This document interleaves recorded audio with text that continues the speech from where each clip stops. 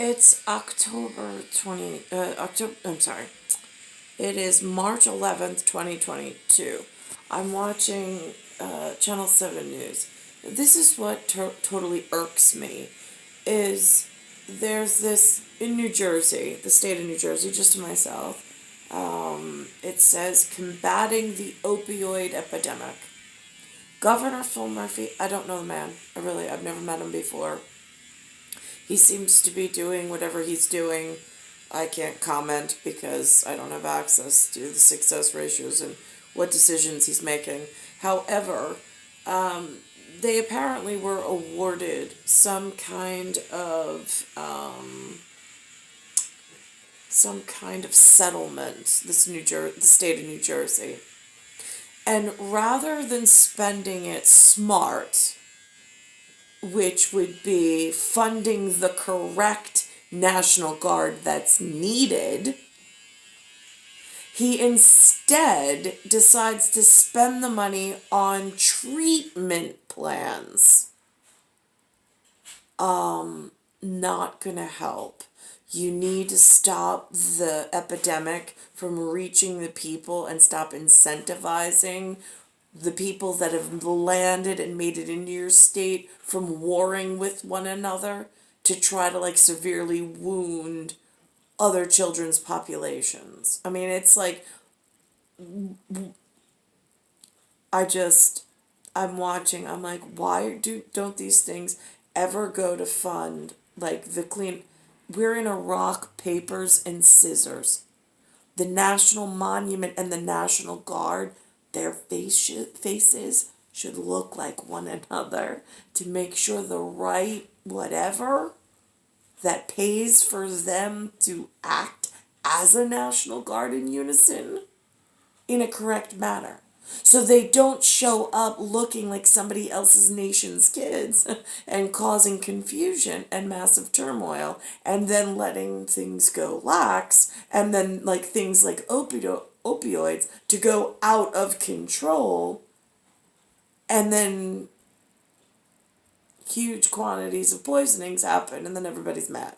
And nobody got anything that they needed done in education and a life worth living. So here we are. This is what it looks like in real action. Governor Murphy says New Jersey did not see an acceleration in opioid-related deaths during the pandemic like other states. He says that they appear to have plateaued. Last year, 3,081 people died from overdoses. This was 30 more deaths than in 2020 and 80 more than in 2019. The governor says he's hoping to reduce the number of lives lost to zero by investing the state's share of the landmark $640 million opioid settlement in harm reduction, behavioral, and treatment centers. We must ensure that people have access to treatment and compassionate care. As I said, we will not give up this fight. You do, but also in the correct, proper law enforcement to make sure that it's not making it, and that the people that are here voting in the wrong manners that are making it difficult for law enforcement. Again, it's this delicate balance, but it is certain what the National Guard is that gets paid to be called itself National Guard. It's supposed to resemble something in the forefathers. And we will not give up hope, and we won't give up on the residents who need our compassion the most. And Governor Murphy says the state will all... That simple fact cuts back on counterfeit and false whatevers from springing up and walking around making false claims. Will also use $13 million from a separate settlement to connect people with harm reduction and treatment centers. A church service in Jacksonville, Florida, interrupted when... I just wonder, do they...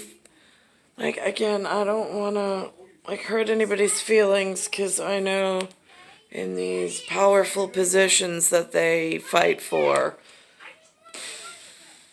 I'm it doesn't look like a team of, I don't know. Now, instead, here's another crisis. So someone's getting a key to the city, it says on a plaque, for what? And it turns out during this corona pandemic, she gave out the most coronavirus medication, like the shots, to the innocent, unsuspecting public. Now, who was her campaign at the drug company? How much money did she raise? And does it go to the victims of who she injected the crap into?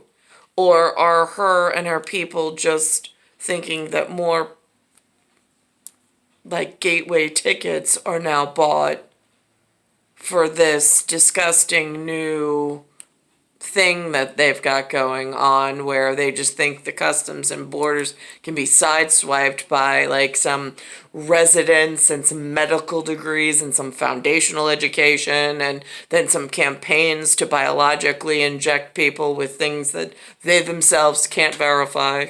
Just curious, because this is what it looks like in actuality. And working hard to vaccinate the people of Patterson, New Jersey, with the highest inoculation rates in the state. Inoculation. Inoculation is what they're calling it. That saved lives. Here's New Jersey reporter Tony Yates. You might have a little bit of fever. Meet the unstoppable Dr. Jabin Ahmed. Why is this not a malpractice suit? Why is bankruptcy court not finding out what pays for its malpractice insurance and bankrupting the hell out of the corrupt system? I'm just curious. And then paying for the correct land enforcement, National Guard or Royal Guard or whatever to clean up this miscommunication project. Just curious, because there are notable signs of like beware, but they just keep ignoring the signs, and then now they're injecting the public, and they've come up with a campaign, a way of making money and lying to everybody for years. In fact, when I was little, someone told Linda to put me in a room with somebody with chicken pox. Chicken pox are those things that you get, they scab all over the body, and then they make marks on your face. And my mother was so dumb and useless as a protector that she actually did it to have me exposed to it, so this way I wouldn't have a problem in my future. This is what's practicing medicine. Why? Why is there not a warning label when they arrive that they're not here for our health? Patterson knows her well. She and her staff at Chica Pharmacy have given tens of thousands of COVID tests and vaccines and everything imaginable to stop this virus from taking lives.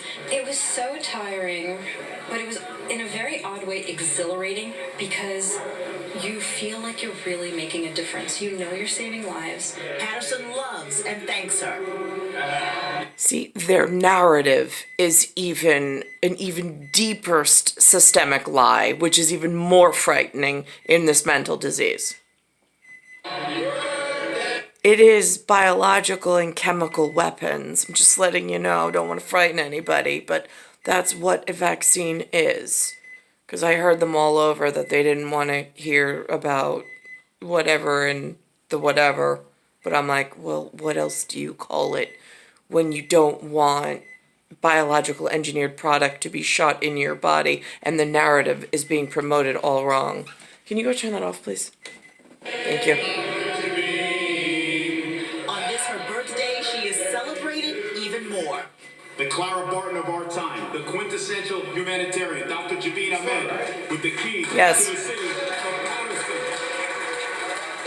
That's Patterson, New Jersey. It's held within the 48 continental states of the USA, of the United States of America, within North American's envelope. Yes, please. Knowing how far beyond the distance she's gone to protect the people of this city from COVID. Dr. Jabin Ahmed has come to the police department